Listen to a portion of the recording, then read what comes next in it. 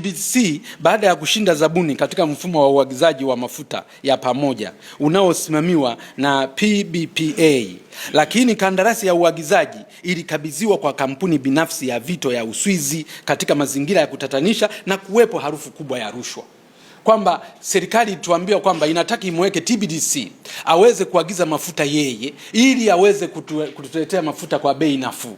Katikati ya safari TPDC haagizi tena mafuta, anaweka kampuni la Vito kutoka Uswizi kuingiza mafuta nchini. Namba 4, kampuni ya Vito imeleta mafuta nchini kwa bei kubwa ya zaidi ya dola 400 kwa mita za ujazo, tofauti na zabuni iliyotangazwa na PBPA ambapo zinaonyesha faida ya kampuni yani premium za diesel zilifikia kati ya dola za Marekani 267 na faida za petroli zilifikia dola 285 kwa tani.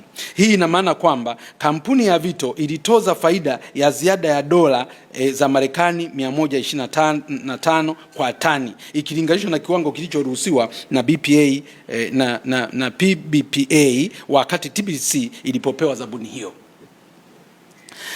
TPDC aliposhinda hii zabuni alipewa faida, ukomo wake wa faida ni dola za Marekani kwa diesel 267 na kwa petroli 285, lakini Vito akaingiza mafuta ya dola 400 kwa lita na mafuta hayo yakapokelewa na yakauzwa kwa wananchi.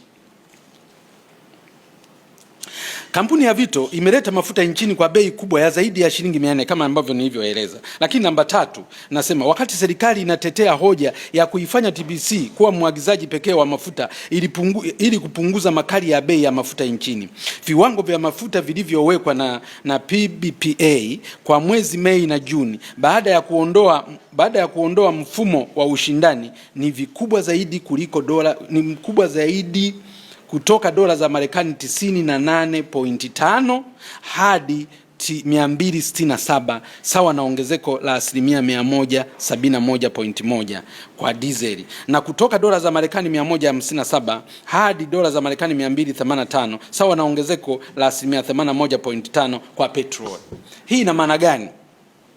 Hii ina maana kwamba pamoja na kwamba kwanza TPDC kama tulivyoona kwamba aliwekewa ukomo katika tenda yake hiyo, aliwekewa ukomo wa faida ya dola za Marekani 267 kwa diesel na dola za Marekani 285 kwa petroli katika tenda yake, lakini huyu Vito akaleta kwa 400. Bado kuna kashfa nyingine ya kampuni hilo la TPDC kwamba lilipataje huo ukomo wa faida hizo premium, kwa sababu tenda ya mwezi Aprili iliyopita, tenda ya mwezi Machi na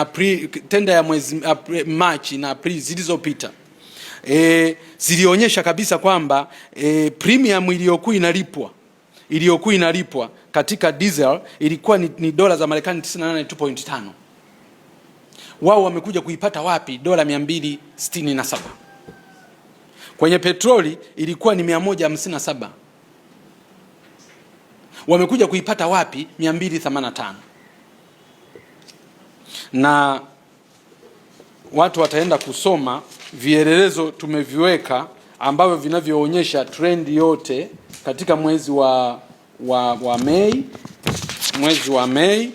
na mwezi wa Juni, lakini na mwezi wa Aprili, ambako kwa sababu sheria inasema ukitaka kutumia single source ya aina yoyote ile lazima utumie bei za ushindani zilizopatikana nyuma yake, lakini kwa hapa haikufanyika hivyo. Kampuni ya Vito inauza mafuta kwa bei ya chini katika masoko ya Zambia na Jamhuri ya Kidemokrasia ya Kongo yani DRC kupitia bandari ya Beira. Aidha, kampuni hiyo imepeleka mafuta ya bei ya chini ya dola za Marekani 100 ikilinganishwa na Tanzania. Kwa hiyo wenzetu wanauziwa kwa bei ya chini kabisa na sisi tunauziwa kwa chini ya dola 100, yani tofauti ya dola 100 na wenzetu. Viwango vya faida kwa makampuni yani premium nchini Tanzania kupitia EURA ni dola za Marekani 267 kwa tani. Viwango hivi ni vikubwa ikilinganishwa na nchi jirani, mfano Zambia kupitia mamlaka yake ya nishati. Kwa mwezi Juni mwaka huko kwa wenzetu huko Zambia ilikuwa ni dola za Marekani 76 tu. Yaani wenzetu 76, sisi 267. Yaani Watanzania pamoja na matatizo yote ya bei, bado serikali imeshindwa kuwahurumia wananchi wake. Kupunguza tu faida za waingizaji wa mafuta, na zilikuwa ziko chini. Bei ya mafuta kwenye soko la dunia inaweza ikapanda, lakini kwa nini faida za waingizaji wa mafuta na zenyewe zipande?